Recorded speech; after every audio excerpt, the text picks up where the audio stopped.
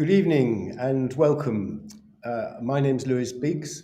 I'm the curator of Folkestone Triennial 2021, and I'm sitting in the Quarter House on Tontown Street in Folkestone, where this event is being streamed from.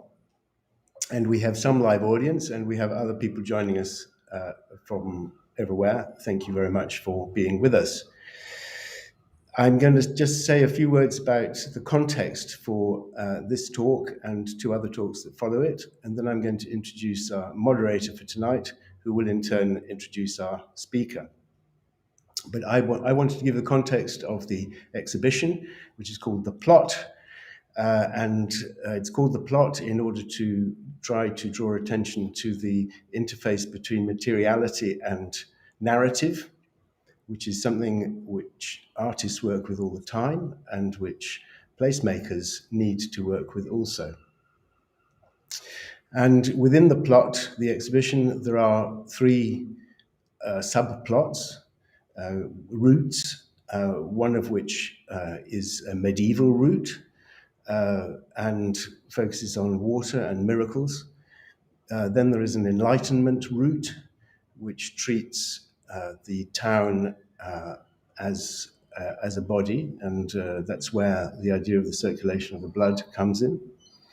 And then there is an industrial and post-industrial plot, which is about the circulation of goods and people. So in 2016 or early 2017, I had a conversation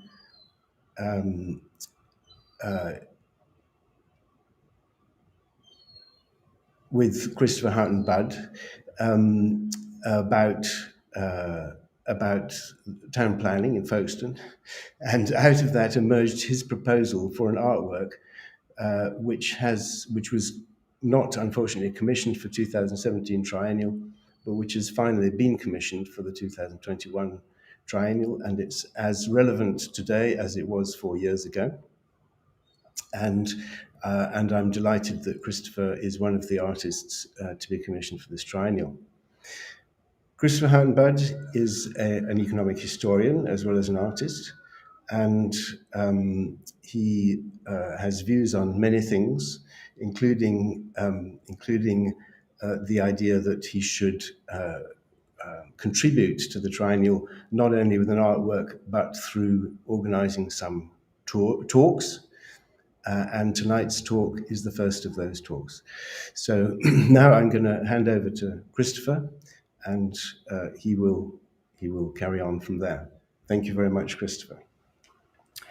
Okay, thank you, Lewis. Good evening, everybody, and good evening, Dr. Furst in New York. I won't take much time, but just to give a bit of further context, unknown to Lewis, when he published his the theme for this triennial, the plot, and particularly the theme on the circulation of blood, together with colleagues, I've been studying this very carefully because it's something close to my heart. How do we understand circulation? And because Folkestone's most famous son is the discoverer of the circulation of blood. And I thought it was a great opportunity to kind of revisit what that event meant. It was about 300 years or so ago now. But if you walk around Folkestone, you keep seeing these images of William Harvey and these statements that he discovered the circulation of blood. So I think it's a very interesting Folkestone story.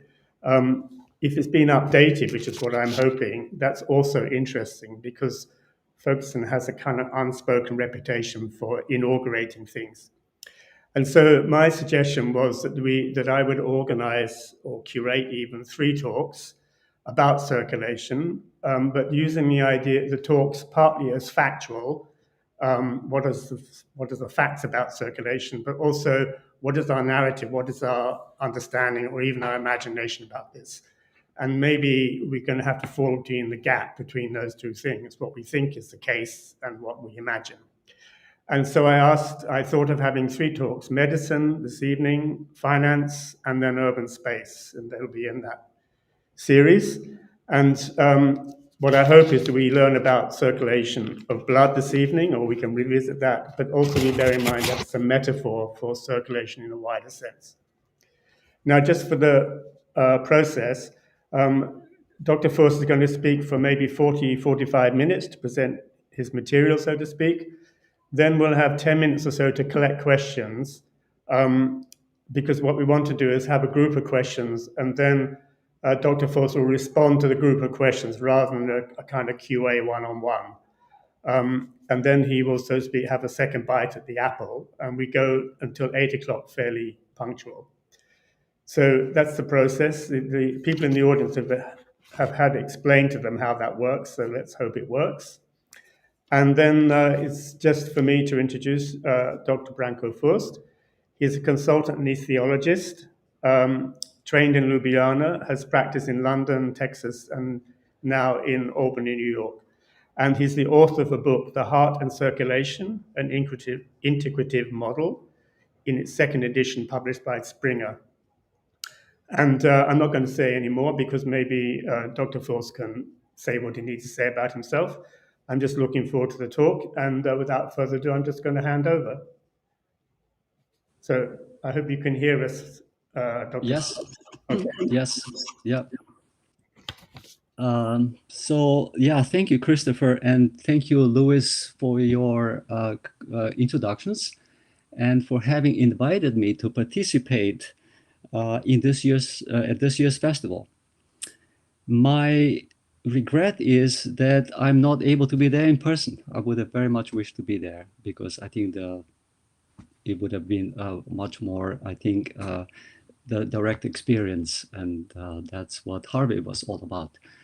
So when I was first approached by Christopher to give a talk well over a year ago, I was intrigued to be asked to talk about William Harvey here in Folkestone, because so much had been said and written in his name. It appears that history moves not in circles, but in cycles, I would say, in spirals or evolving spirals. And just as much as William Harvey stood at the cusp of a monumental discovery, which profoundly changed the way we think about the cardiovascular system and about medicine as experimental science in general, I would like to suggest that we again stand at the cusp or at the threshold of seeing the circulation in a new way, in the light of modern discoveries. So some historians have suggested that Harvey's discovery is often viewed out of context, selectively, that we have taken from his work what fits in with our own way of looking at the cardiovascular system. And then relegating the rest that we don't approve of to the lesser side of Harvey's genius. So when researching the history of the circulation, I took it upon myself to revisit Harvey's discovery from his own perspective and the perspective of his contemporaries.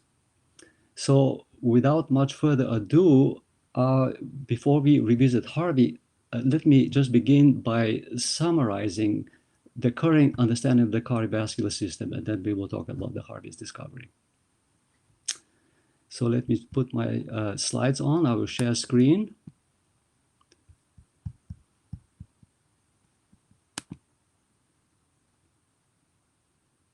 And how do I get my slides on? Let's see. Can you see my slides?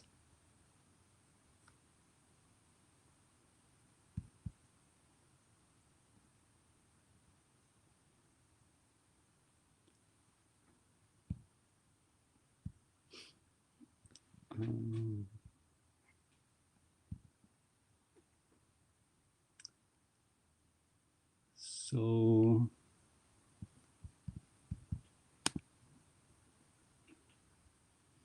yeah, so we have an issue here. I would like to share my slides and it doesn't seem to be working.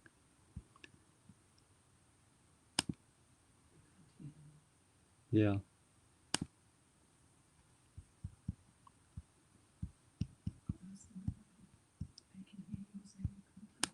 Can you hear me? I cannot hear you.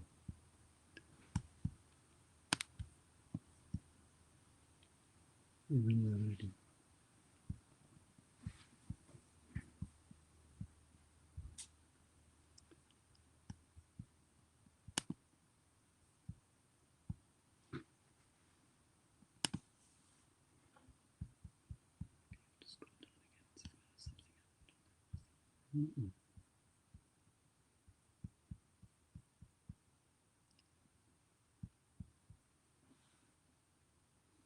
The PowerPoint. Okay.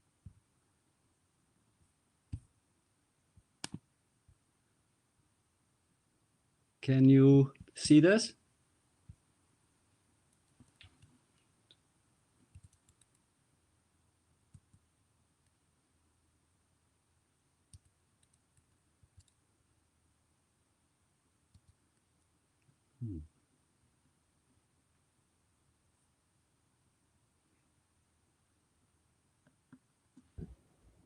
Yes, we did catch a glimpse. Now it's disappeared again.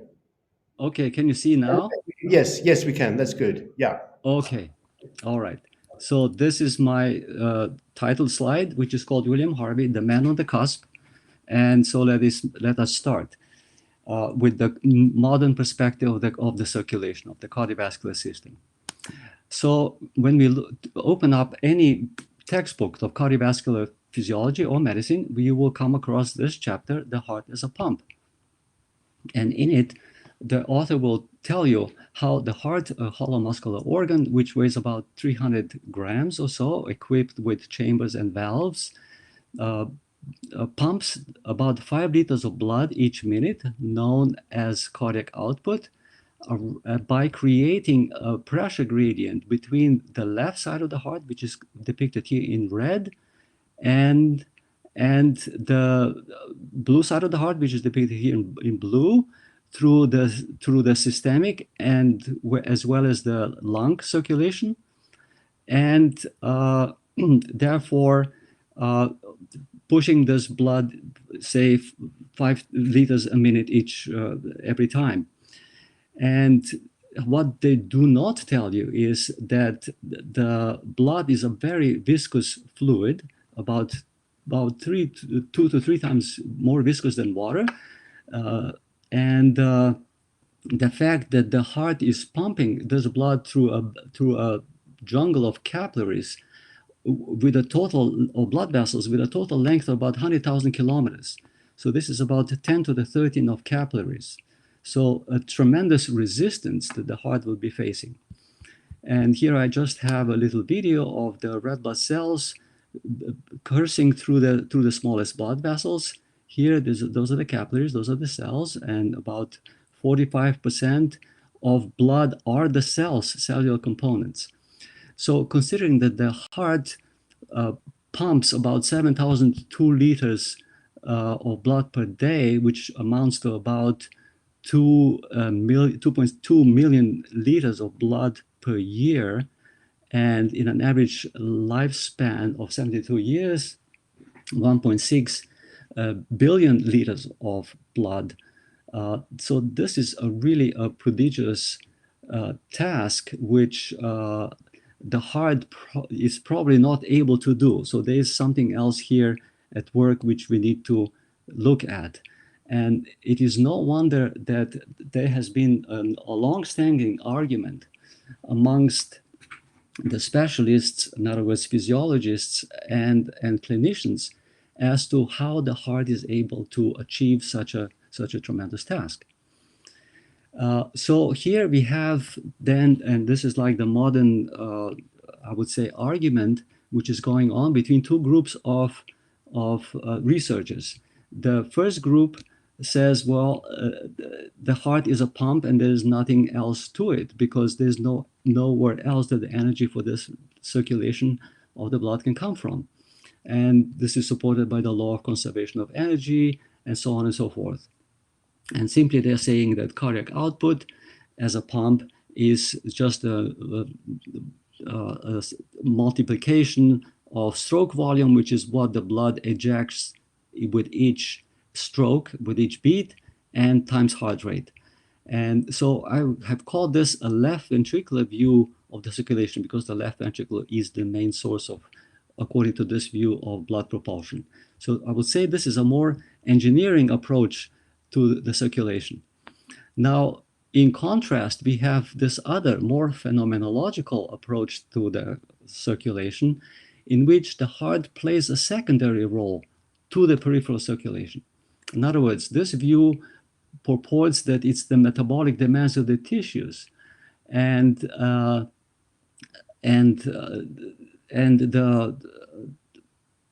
I would say compliance or the elasticity of the blood vessels, which helps to bring the blood back around the circuit. And this view was popularized by Arthur Guyton back in the 60s, 70s, and 80s of the last century. And this view is still very much alive, and you find it in most textbooks of medicine.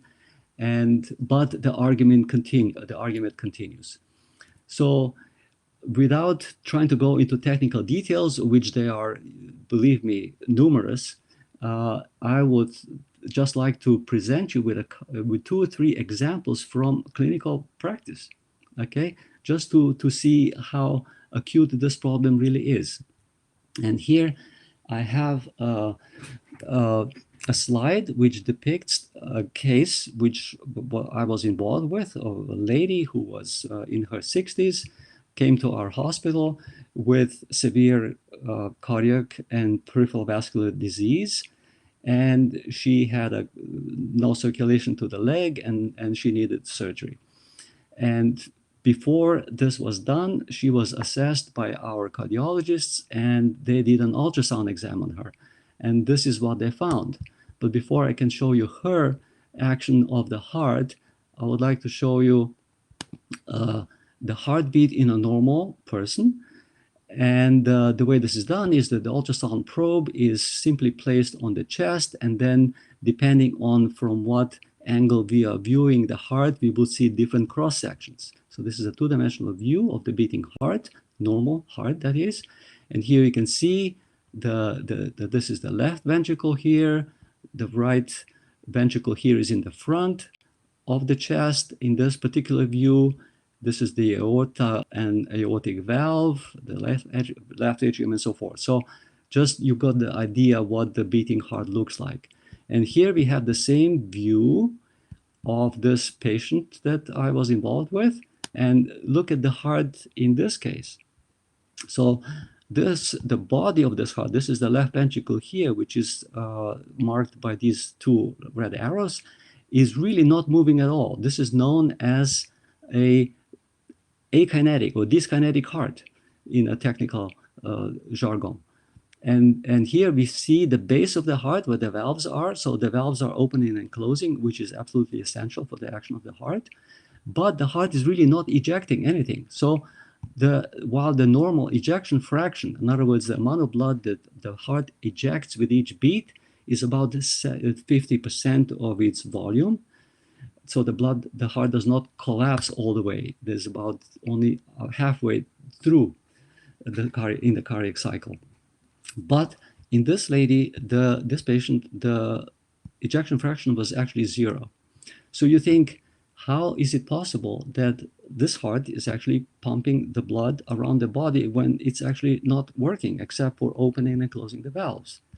So this is just another view, which is view from the apex of this heart. And it shows again, we call it a pretty much dead left ventricle. And this is the representation of this on the exam, which shows that these green areas of the heart wall are essentially not moving. So this certainly was a head scratchers for our clinicians. And the patient actually survived the surgery well, despite of this, the fact that the heart was really hardly moving. Now, the second case I would like to share with you is, again, from my clinical practice, and that is surgery on the aorta. Now, the aorta is this big blood vessels that comes out of the left ventricle. Here, this is the heart, and this is the aorta. And in people who have advanced cardiovascular disease, this aorta can get distended and will rupture in a fairly short time, depending on the degree of degeneration of the wall. And the only way to save these patients is to have this repaired. And there's different ways to repair this, but when it's very big and complicated, we have to open these patients' chests and excise the bad part of the aorta here and replace it with a tube graft. Okay, and so of course this is done when the heart is still beating. In other words, in order to prevent this patient from bleeding out, we have to put a cross clamp on the aorta, the way you can see it here, one on the top, one on the bottom, and the segments is taken out and then replaced. Now, the amazing phenomenon that is noted with this very, I would say, drastic intervention of putting a clamp on the aorta is the fact that cardiac output, and you know what that is now, actually increases during this procedure. And this has been known since back in 1930s when some London researcher, Barcroft, was doing experiments on dogs. And these experiments, as unbelievable as they were repeated by some other researchers here in Baltimore at Johns Hopkins University. And they found that about 40% increase in cardiac output in dogs who had a clamp put across the aorta in the chest, just like this, right? So you would think, now, if you cross clamp or occlude the outflow from a pump, you would not expect the more water to come back to the pump on the other end, right? If this was connected in a circuit. And nevertheless, this is what we can measure when we cross clamp the aorta. So again, another puzzle. The third example, and this is the last one that I would like to show with you, is the case of a single ventricle heart. And this is a congenital malformation in a very small percentage of children. About 3% of children are born with this very complicated heart condition, which is essentially arrest of development of the heart at the level of the amphibian heart. Some of you may know that the cardiovascular system goes through all the embryological, or I would say evolutionary stages during embryonic development. So in other words, we have the heart of a fish, and I will show you some of these schematically later on. Then we have a heart of an amphibian, and then we have a heart of a mammal, which is a four-chambered heart, the way you can see it here. So what is happening in this heart defect is that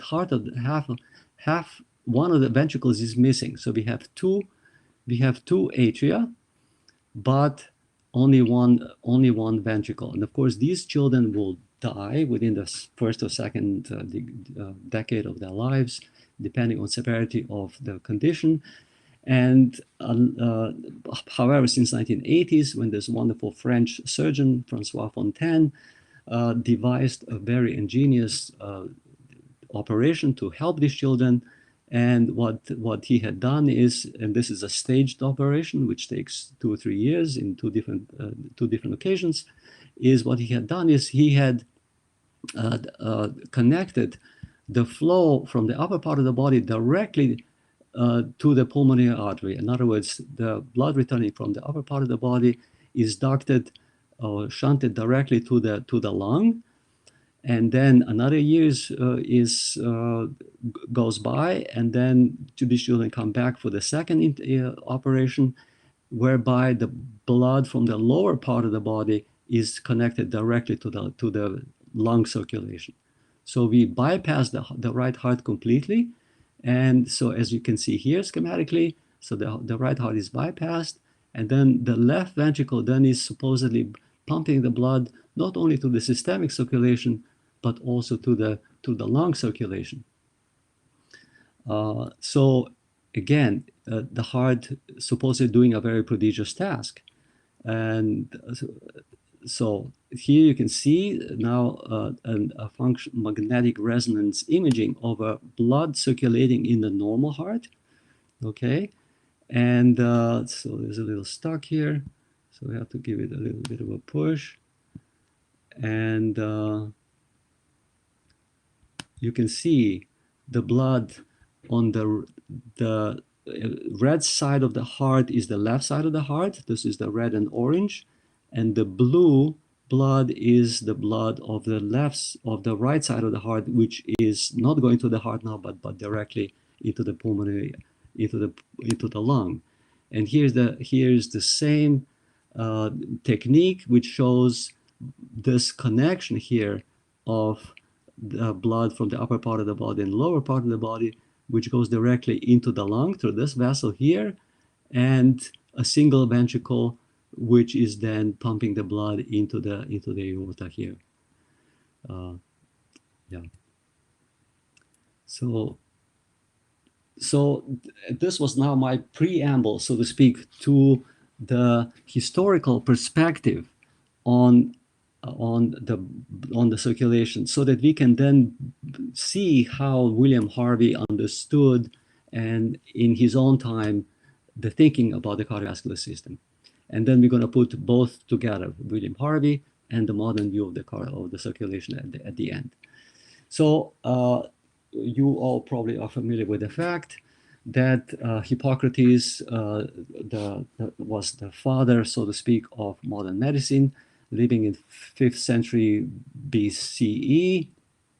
And this view of the cardiovascular system was entirely different from ours today, in the sense that the consciousness of the Greek people was very different from ours today as well. So they experienced the outer world in terms of what they called the elements. So there was fire, there was air, and so fire was everything that was warm, air, of course, everything that was of airy nature, and then water, everything of watery nature, and earth, of course. And this 4-element philosophy was then enshrined in Greek philosophy by different philosophers, but foremost in the philosophy of Aristotle.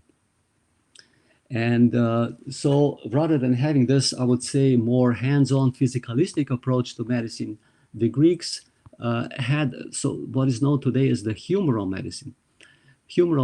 And that is they considered the human body to consist of 4 elements, just the way the world around them consisted of these 4 elements. And they gave different names to these elements, which are kind of summarized here. So this is not so important, but I would just like to say that blood, which was the carrier of air, was considered to belong to the air element, and the bile, which they knew very well as well about, was considered to be the fire element.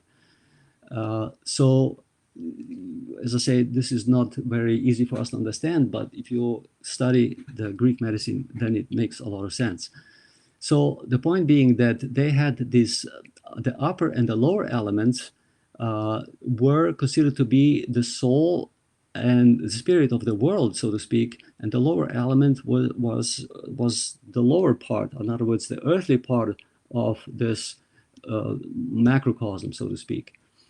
And according to Aristotelian philosophy, the circular motion, which they also knew very well about, was the primary form of motion in not only in nature and in cosmos, but also in living beings. So this is now a preamble for the Harvey's understanding of the cardiovascular system. And I just have a quick rundown here to show you that there was a certain dichotomy that happened in Harvey's time. So I'm not going to go to the different discoveries which these great men, which you can all probably recognize, have done. But the point I'm trying to make is that during this time of Harvey, Galileo was also on the scene. Even though he did not meet, Harvey never mentioned Galileo, but he also was in Padua at that time.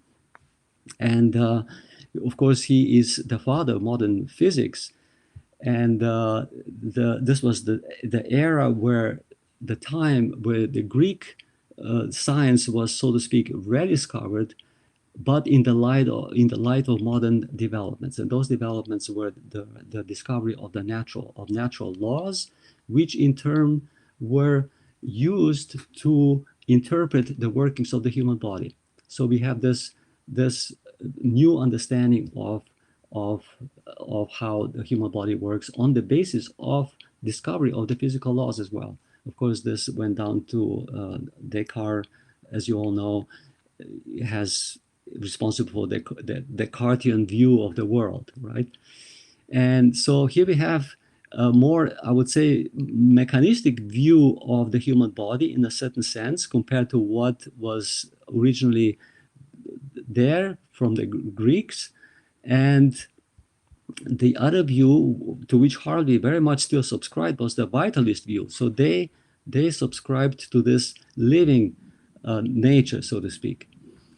Now, in order to understand Harvey's view and what he was up against, I will go quickly through the Galen's view of the cardiovascular system. So Galen lived in the 1st century AD, and he was a tremendous, I would say, authority on medicine, not only at his own time, but also all the way up to Harvey and beyond, and wrote tremendous amount of books on medicine and heart and pulse and so on. And this is what part of this, I would say, legacy of Galen was what William Harvey was trying to overturn. And so for the Greeks, the question was not how much blood goes around each minute around this, or if it doesn't, for them, it wasn't even circulating, as you will see in a minute. But the question for them was, how does the macrocosm project itself into a microcosm, which is the human being? So they had this microcosmic, macrocosmic, I would say, correspondence they were looking for very, very carefully, diligently in the human body. And so they had a qualitative view of the circulation. And what they said was, and this is now what I'm going to explain to you, was the Galen's pneumatic doctrine of biological combustion, as they called it. They didn't know about metabolism the way we know it today, but they knew that the body was producing warmth, and therefore they called it this. There was this doctrine, and pneuma, I would like to say parenthetically, means in Greek is spirit, and in Latin, well, that's what we also call it in English. Of course, it's a Latin word. And so they believe that the human body, consisting of soul and spirit and physical body, that is, needs 3 types of nutrition. And so the first type of nutrition, which feeds the body, so to speak, and creates the organs, comes in by mouth and is digested in the gastrointestinal tract and then absorbed into the liver, to this portal system, and the liver was making blood out of the nutrients. And this blood was then distributed through the venous system, through this blue system of conduits, to all organs of the body. Okay, so they were envisaging a one-way blood towards the periphery, and then the blood was then transformed into organs, so to speak. And there was a very, very little trickling of blood between this part of the circulation and the other circulation to some sort of a tissue pores, which they recognized. They didn't talk about the capillaries, they talked about porositas carne, or tissue pores, so to speak. So this was the first type of nutrition for the body. The second type of nutrition was that which was nourishing the soul, so to speak. And that was taken in by breath, by mouth, so to speak. And then it was from the lung, this nutrition the breath went into the heart. And in the heart was the so-called the place where the soul was forged out of these upper elements, out of the warmth and the soul that was in the air. The air for the Greeks was ensouled, of course, and also enspirited. And then, so in the heat of the heart, which they call the calor innatus, the soul came into being. And then, of course, the soul was distributed or permeated the entire body by way of the arterial circulation, arterial blood, so to speak. And finally, the final transformation of this pneuma or pneuma occurred in the brain or in the ventricles of the brain, and there the spirit itself was separated out, which they called pneuma psychikon or psychic pneuma, and that was essential for animals and humans, for the sense perception and for thinking, to the extent that animals can also think. But in humans, and that was only the case in humans, that part of the spirit gave humans self-consciousness and, of course, a much higher ability to think. And of course, Aristotle was at the center of this philosophy for Galen as well as for Harvey, which we will see later on. And here's one quote: "The heart is the seat of the inner heat, and the soul is created in the heart of those animals who have the blood." Now, preservation of the inner heat and the life are the same principle. So this is Aristotle. So let's go on to the discovery of the circulation by William Harvey. In 1628, I will show you the front piece of the book later in the next slide. But more than anything else, this discovery of the circulation is a shift in consciousness. In the shift in consciousness from the qualitative view, which was very well defined and worked out in the Greeks, by the Greeks, and especially in Galen's view of medicine, to our qualitative view of the cardiovascular system. That was then for which Harvey hails. And so we have to understand that William Harvey did not, the concept of the hydrostatic pressure did not exist at that time. So there was no question of equating the heart to a pump. And in fact, William Harvey never compared in his writings, never said the heart is a pressure propulsion pump, the way we understand it, the way we say it today, for instance. And because hydrostatic pressure was only discovered by Pascal just a little bit before William Harvey's death. And then also, of course, there was no understanding, there was no discovery of oxygen, which was discovered much later on by Joseph Priestley. And moreover, the capillaries were not discovered yet, but proposed. And William Harvey did the bold step of proposing, yes, that there's much more blood going to the capillaries than it was supposed up to his time. And so we go to the next slide, which shows the Harvey's proof. Well, William Harvey was already, being the man on the cusp with new consciousness, he was looking for quantitative ways of defining the cardiovascular system. So what he did was he was a great phenomenologist, and he looked at many different, he was dissecting vivisection of many different animals, all the way from fish to frogs to snakes to mammals. Even he looked at the circulation in insects and so on. Tremendous and wonderful descriptions that we can find in his writings. But one of the basics that he used to conclude that the heart, that the blood circulates, was the discovery by his teacher of venous valves. So the Fabricius of Aqua Pendente, he was his teacher in Padua.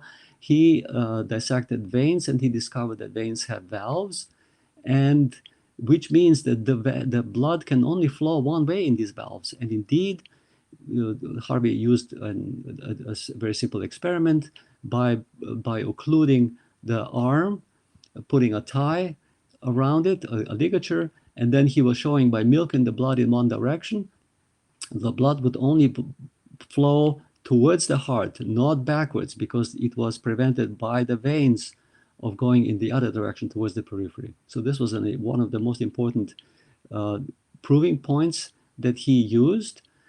And so that the blood only circulates or flows in one direction in the veins. And of course, they knew that it also goes in one direction in the arteries, because if you opened up the artery, the blood was squirting out, pulsing in jets. But the most important discovery that, or I would say, point which Harvey needed or used for his argumentation was a thought experiment, which was based on experimentation in the sense that he took casts of a dog and then measured the volume of the heart, and then he simply multiplied the volume of the heart, which the heart ejects during each beat, by the number of beats, and then he came to the conclusion. He says there is no way that the liver can make so much blood on the fly, so to speak, which amounts to, I don't know, about a gallon in a dog which he was working on, for instance, each minute. So he came to a conclusion: the blood had to circulate, and of course this was completely in agreement with what his great teacher Aristotle was saying, that the circular motion is the primary motion in nature, cosmos, and in living beings. So in other words, it had to be so. That's why he made this wonderful discovery. And moreover, Harvey was not knowing about pressure. He was looking for the primary causes. What actually are the cause of blood? What is the cause of blood movement? That was his burning question. And he had these, the science was done according to Aristotle's causal principles, and of these were four. And the first one was a material. Of course, anything in this world that can be reckoned with has to be in a material form. And then there is the formal idea of the circulation, which is what he introduced, the concept of circular motion. And then the efficient cause for him was distribution of nutrients around the body. And the final cause for Harvey was the inner heat, much like for the Greeks and for Galen still. And just to give you a flavor of how William Harvey talked about the circulation of blood, I'm going to read you a paragraph from his book, De Motu Cordis, which was published in 1628, and on the movement of the heart and blood in animals. And here is how he summarizes it. This is kind of like the epitome of the book, chapter 8. And he says, it is possible to call this movement of circulation in the sense that Aristotle compared the weather and rain with a circular movement in the upper regions. For the moist earth warmed by the sun develops vapors. The rising vapors again densify to rain and fall down again, moistening the earth. Here we have the circulation of the sun. In this and in a similar manner, through the movement of the sun, through its approach and retreat, thunderstorms and other heavenly phenomena are brought about.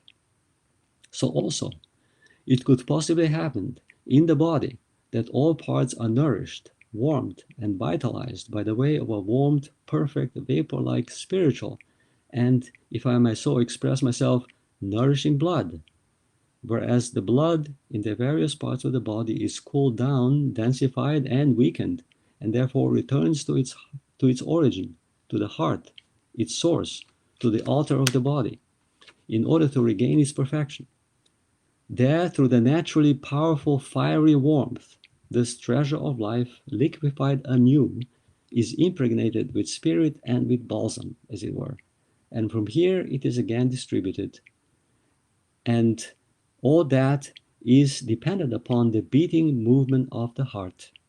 Thus is the heart the primal source of life and the sun of the small world.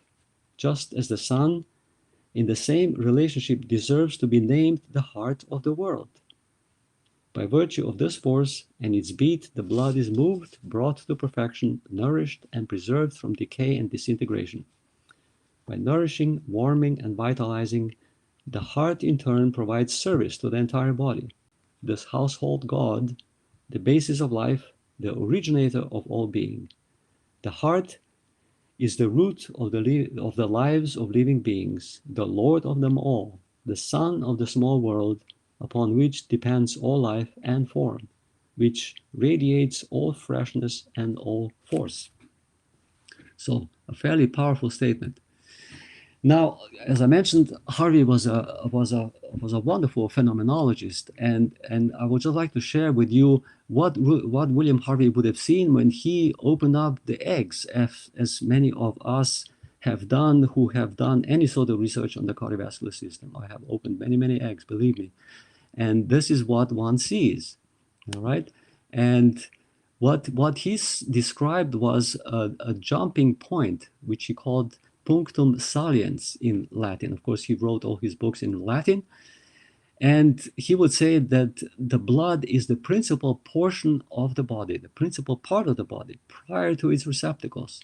The heart and the vessels are for the sole purpose of its distribution. So he really saw this heart, the blood and the warmth as the primal substance out of which all the organs develop. Pretty much like Galen still did. So let's go on. And I said to you that Harvey was comparing the circulation in lower animals and in higher animals. And unfortunately, I do not have time. But you can here we have, for instance, I mentioned earlier to you the amphibian heart, which has only 3 chambers, right? A single ventricle and 2 atria. And this is kind of the evolutionary development. So if you go to very low animals or to early embryo, there is no heart as the central organ of blood circulation. The blood just moves, okay? And then we go to fish with 2 chambers, so to speak, amphibians with 3 chambers, and finally the mammals with 4 chambers, okay? And so now I'm just going to give you a quick glimpse of modern research again. And of course, we are looking at the embryonic circulation very much still today. And until very recently, it was thought that the early embryo heart, which looks like a little size of a capillary, a little bigger than a capillary,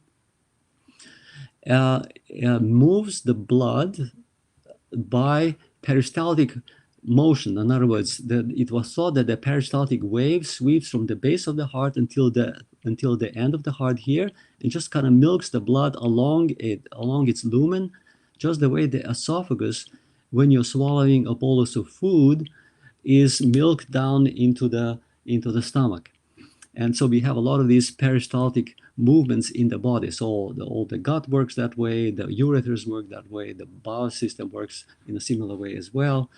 And so that's why they thought that the heart, because it doesn't have any valves, this early embryo heart, and without the valve, there is no forward motion, there's no directional motion. Now, and what was discovered by these researchers out of Caltech and written up in Science in 2006 was that when they measured the velocity of the red blood cells and the velocity of the peristaltic wave, this is a simple tube heart, they discovered that the red blood cells actually travel faster through this heart than the peristaltic wave. So this became a big story, and a lot of research was done, and a lot of people were trying to understand how this works. Long and short of the story is that it is not agreed upon how this little embryo heart moves the blood or pumps the blood. And here you can see a cross section. So the heart really does look like a little gut. And then this is a cross section. And what this heart has is like in the wall, it has a layer of this, what is known as the endocardial jelly. And this jelly expands when the heart contracts and interrupts the flow of blood. So it appears that the heart really does not much more than interrupting the flow of blood, which is already in motion. Okay, However, people have a hard time wrapping their heads around a new phenomenon because it does not conform to the old model, to the old concepts. So it has not been pronounced universally that the blood moves autonomously, but this is in fact what the phenomena show, and it is difficult to argue with a phenomena, as you all know. Now, I have a lot of other research which I have done and gathered, I should say, and here is another example of what William Harvey said, that the blood has the primary, is the sculptor of all the other organs as well as of the heart. And here we have the blood moving through a zebrafish heart in this triangular pericardial cavity. So this is we said the fish have two chambers. This is the atrium, this is the ventricle, and this is the outflow tract. And so what the researchers have done here, they have occluded the outflow from the inflow into this heart.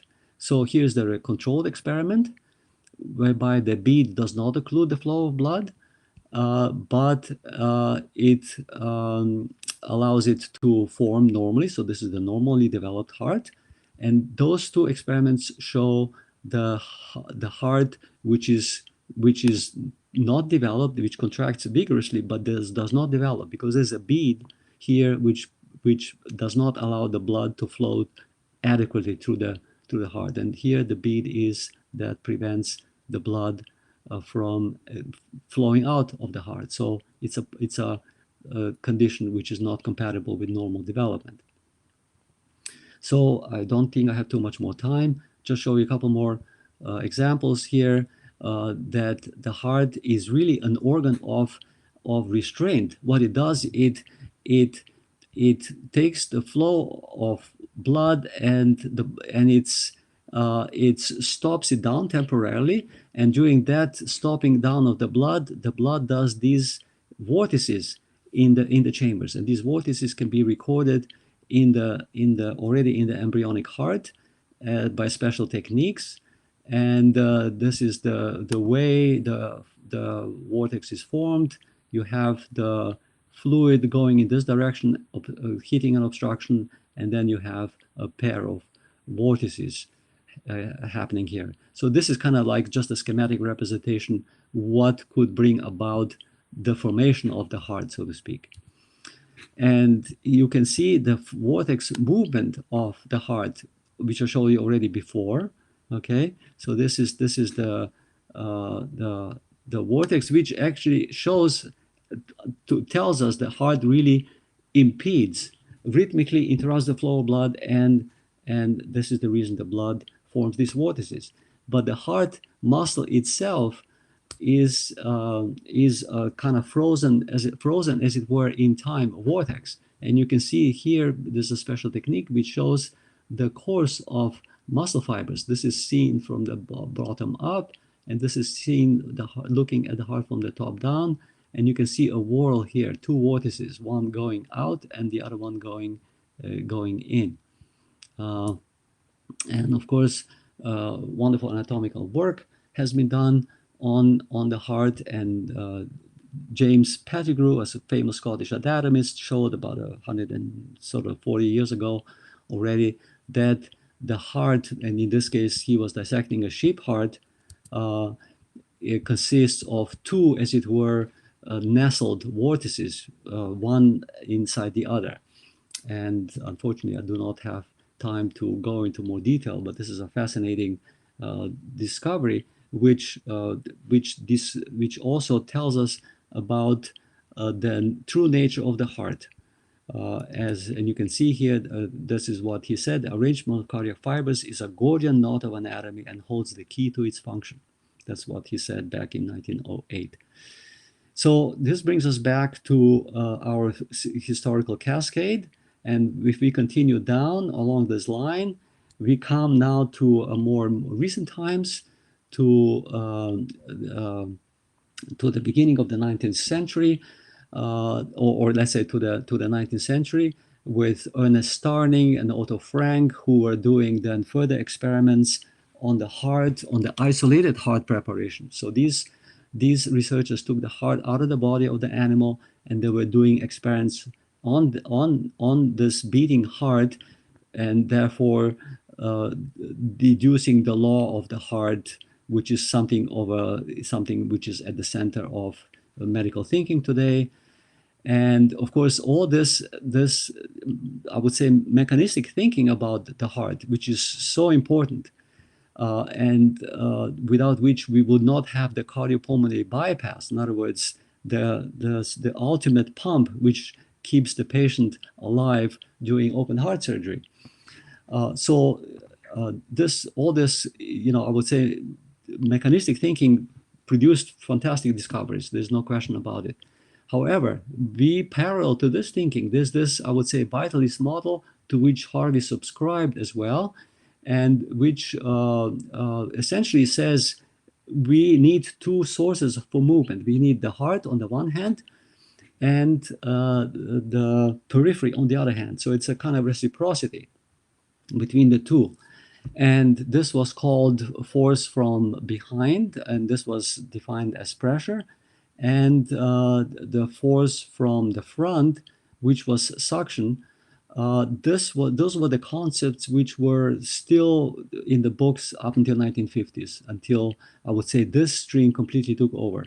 However, this stream, the vitalist model, then was, I would say, survived in the form of this phenomenological model of venous return, which was popularized by Arthur Guyton. Now, here I would like to make a diversion and say that there's a third view of the cardiovascular system, which was developed at the same time as Otto, Frank, and Starling were on the scene. And this is the view by Rudolf Steiner, independent researcher. And what he said was that the function of the heart really is to rhythmically interrupt the flow of blood, just the way we have actually shown and looked at. And then he also said that mechanically the heart functions like a hydraulic ram. So a hydraulic ram is a water pump which is driven by the flow of water itself. It converts essentially the kinetic energy of water into pressure energy, and it essentially propels functions without any external source of energy. And unfortunately, I do not have the time to show you the model of this, which I also have in my own possession. And of course, Steiner also says, just the way William Harvey was saying, that the best evidence for this phenomena of blood circulating is embryology and comparative anatomy. And really, indeed, the best proof for what Steiner is saying is found in these sources. And moreover, Steiner maintained the blood is actually a living organ and moves autonomously. You cannot separate the blood from the heart, because everything is in movement, and this is the way Aristotle said it, the way life is in movement. Okay, so here again the final slide, which is the dichotomy. So we have schematic representation of the heart here, the left heart, the right heart, and this dichotomy of views, which I would say reached its bottom in the 19th century, and then with Steiner and these other researchers, Frank and Starling, and then now we're coming back again, and the new phenomenon is dictating to us that we have to reassess the way we think about the cardiovascular system. So I will say this biological phenomenological view is coming to the forefront again, and we will have to, I think, change the way we think about the circulation. So final slide, what moves the blood? Well, the blood is moved by, it's a condition of life. You cannot imagine blood as something static. If blood stops, it coagulates, it clots, so it has to be in continuous movement. And to boot, self-driven flows are well described in physics. So unfortunately, we can't go into those right now. But metabolic heat, just the way Galen and Starling, not Starling, the way Harvey proposed it, is apparently the main source of blood propulsion. Okay, and that happens just the way we saw the slide earlier on with this, the sun driving the weather phenomena. Here we have metabolic heat, which causes essentially convective flow at the level of the microcirculation. So we have these, you can say, micro vortices between the red blood cells in the tissues, and these micro vortices then propel the blood locally, and it's the local sum up of all the local motions which propels the blood finally. And there's a great deal of research done specifically from our researchers whom I know, Zhang Li and Gerald Pollack in Seattle, who have published on this. And of course, it's not easy because the old model is difficult to overturn. So this is all I have to say. And if there are any questions, please, I would be happy to engage you.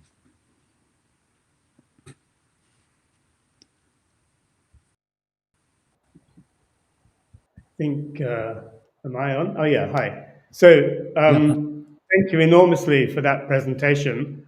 We're going to be collecting questions, but in the meantime, I thought I would just share a few thoughts, because for our overall theme in the triennial here, circulation, I think this is a great kind of grounding in what the phenomenon is. So quite apart from all the detail you've given about how the heart works or how we think it works, my main interest here is how it works as a metaphor, how we understand things in particular. And I have to say that I'm involved here in the town of trying to bring about a plaza. And my big question is, do you have to go through planning to get a plaza, or do you just start acting as if there's a plaza? And eventually the planning laws would change, traffic would change. So I'm busy saying to people, there is a plaza here, you parked in it. Just tell people you parked in the plaza. And so what I'm looking for in that is that this kind of notion that we can actually imagine into being things. They're not, when they come into being, it looks like the being began it. It looks like the heart as such began, but in fact, it's just accommodating something that was there before. So that's the kind of metaphoric clue I'm looking for. And I also want to say, I should have said at the beginning, it's a great disappointment to me that you weren't able to come here, because I think you would benefit enormously from wandering around looking at William Harvey's statues and all these little statements around Folkestone, which say that he discovered the circulation of blood. I haven't found one statement on any wall that says he said the heart is a pump. So I kind of quite like this subtle distinction. And even if you go into the town museum here, they have the wonderful perspex image of the heart, or model, on the wall with the blue and the red and everything else. But the great thing about it is until you press the switch, nothing moves. And there was a point I was going to suggest they took that model out of the museum because it suggests the heart's to the pump. But in fact, it doesn't work until something other than it touches it. So I'm just sharing this partly to locate this in Folkestone's history, but also I think it's very interesting to kind of revisit Harvey altogether. And hopefully this discussion will have that consequence for the town itself, where he's our most famous son. Now, I've been sent some questions, at least I think that's what I've got. So they're coming up on my screen, and I think my job is to read them out. Or can you see them already? Yeah, I see. So did Harvey say? Did Harvey say anything about the lymphatic system? And is the way we look at the lymphatic system today due for a change also? No, William Harvey did not talk about the lymphatic system. That was discovered a little bit later. However, the lymphatic system is also an enigma in the sense that it is a one-way flow of lymph, so to speak, which is created in the periphery, in the microcirculation, at the level of the microcirculation, and then it flows again, not unlike venous blood, always towards the center. It always flows towards the heart, essentially. All the lymph ends up in the bigger lymphatic ducts, and then the big lymphatic ducts joins the heart near the junction of the great veins on the right side of the heart. So yes, there's a force system in the body which is layered. It is, definitely we have physical forces. We are subject to gravity, but then if we were only subject to gravity, the blood could not circulate because the heart, as I say, could not pump the blood through these 10 to the 13 capillaries. They're just physically, it's impossible. Now, so we have this other force system which allows the lymph and the blood to circulate. Yeah. Okay, I'm going to ask another question. I don't know whether we've wowed the audience into questionlessness, but I'm going to ask a question anyway. Again, linked to the triennial theme here, and I think modern reality. I'm picking up from what you said that much depends on what we have in our minds as to what happens outside, rather than the other way around. And I'm just wondering, you seem to be saying that what Aristotle and others have said, that the human being is not only a reflection of the world around him or her, but that can go two ways. It can actually, the way we understand things becomes a reality all around us. And I ask that question particularly as an economist, because the power of economics is precisely that. The world will be whatever we think it is. And I think this is obviously a reason why I have an interest in this topic. This is a very powerful possibility. It's also extremely dangerous. And I wonder if that's if it's valid to say this, that the fact that the heart is created by the blood for the blood, so to speak, is saying that we can create a world in our image, but the crucial thing is, what is our image? Very good point. We can see the development of medicine as well, which in my own flavor, I've been in hospital medicine for 4 years now, has become very mechanistic. And what we are really looking for is a view of the human being, which is a little more nuanced, which is more multidimensional, I would say. And I think the strivings that Harvey and researchers in his time still had, which was to connect physiology with anatomy and with the higher members of the human being, so to speak. That striving today is very not, we have this mind-body dichotomy which has not been bridged. And the biggest obstacle to bridging this, I would posit, is mechanistic understanding of the circulation. We have to change our concepts, and then they have to be more fluid, more creative, and then we will be able to see different. I think that the idea of the human being and of treatment of the heart disease is going to move in a different, more creative direction. I think we have kind of reached a certain peak now, from which it will be difficult to go to improve it. Okay. In this paradigm, we need a new paradigm. Well, that links to the question that's just come up. What do you as a doctor think would change? What do you as a doctor think would change for patients and their care if the vitalist model were to gain more recognition and understanding? First of all, I'd like to remind the questioner that this is not a vitalistic idea, because vitalism essentially was defeated back in the beginning of the 20th century, and there's a long story behind that, and because the ether, the way they understood it as of old, it was a theoretical construct.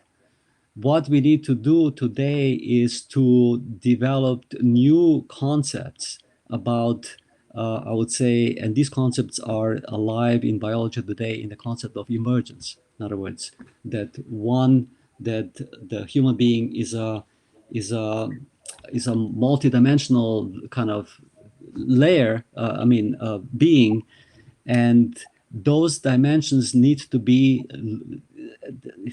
seen phenomenologically. We have to see, so in other words, the circulation of the blood tells us there is another system of forces which is at work here, and we have to research those forces, and so this is a new direction, yeah, that we need to go to, and that will give us a more complete picture of the human being as well, right? Because nobody wants to be. They don't tell you when you go to medical school, we're gonna teach you a mechanistic image of the human being, but implicitly, this is what we encounter. Yeah. Can I ask another question? This is in my moderator capacity, but it's also to link to the two talks that are going to be coming. And it may be that I have what's the word? I have an image which I need you to confirm, but I actually wanted it the other way around. I don't want you to confirm if it's not the case. But in putting these three talks together about circulation in terms of medicine, in this case the heart, in terms of finance, which is next week, and then in terms of the way traffic moves around this town, which is the third talk, I'm kind of hoping that from this talk we get a sense that circulation has some autonomy behind it. So, for example, people are not sucked into the car park in the middle of this town. They choose to drive to this town, and they meet resistance when they get to the car park, maybe. But do you see what I'm saying? And next week I should be looking at how capital moves, because we have the idea that somehow a central bank pumps money into the system, whereas my idea more is not unless we ask for it, it doesn't. So not unless we buy something or borrow.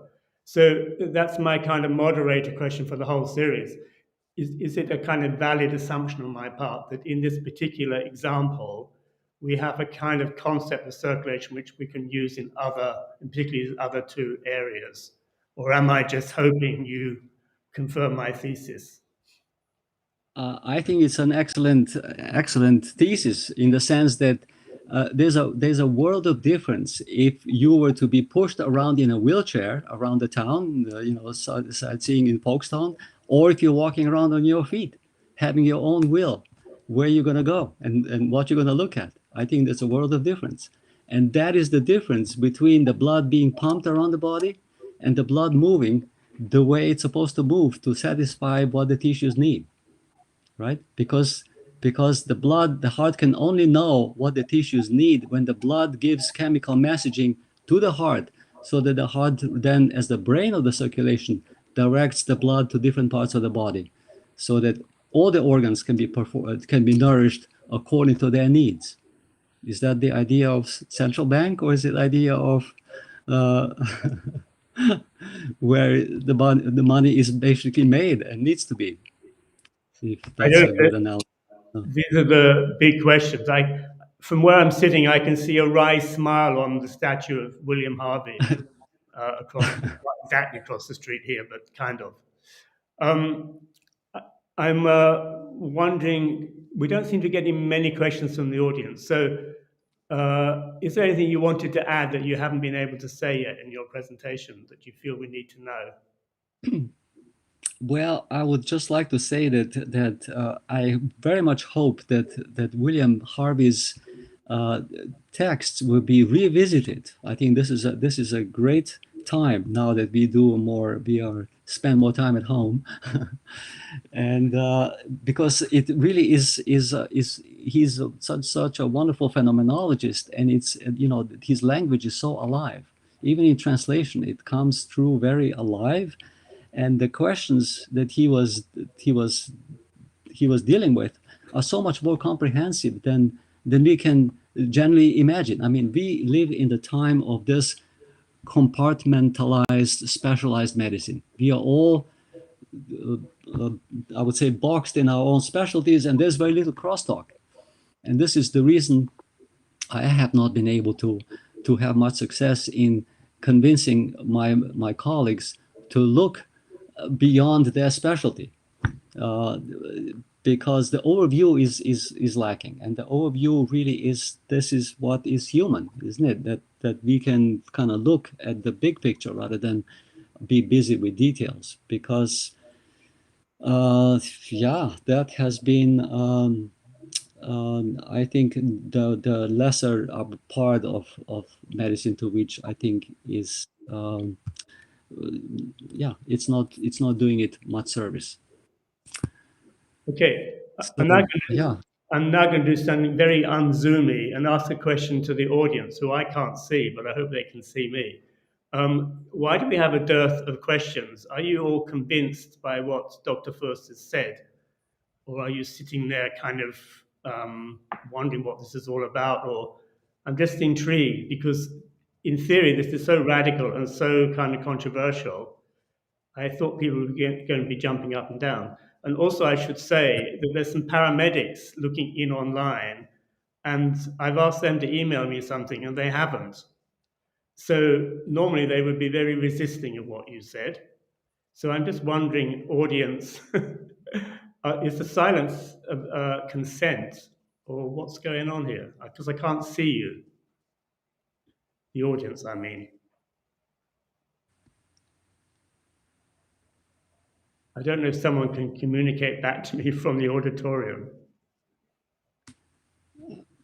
in any case, I have a lot more material. I could go on and on. Yeah, I'm sure. I mean, it's technical, but yeah. So while people think about that, since you showed at the end these colleagues of yours in, I think it was in Seattle or in somewhere California maybe, which are kind of a modern demonstration of the points you're making. Why isn't that then accepted in the medical community? Because that's not just opinion you were sharing there, presumably. It is not accepted because what they have not presented is, you see, when I was presenting my own work, I basically collected a whole book worth of arguments that the old model does not answer the questions that we have, that does not explain the many phenomena which are out there, which we just gloss over for explanation. And what they have not done is they have not informed the reviewers to which they were reviewing the article about the fact that there is a problem with the heart being the sole propulsion organ for the blood. And so if there's no question, you cannot give any answers. And that is one of the biggest problems today, because we know it all. We don't have any questions, in other words, or we have questions that may maybe not be so relevant. We live in this age of information, so everybody knows everything, and if he doesn't know it, he checks it up on the internet. And so where's the new knowledge coming from, right? It has to come from people who can actually observe and think, such as William Harvey, who was observing things and had first-hand experience of the phenomenon. And that's what we are faced with today, and we need to reevaluate these phenomena, if they make sense in terms of the old paradigm, or do we need to have a shift in paradigm, the way we understand the circulation.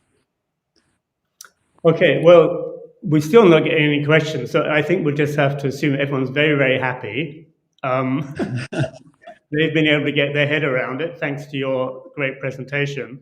And I think it just remains for me to thank you very much for doing this for us, presenting. Again, I'm very sorry you can't be here, but a question just came up, so I will cite it.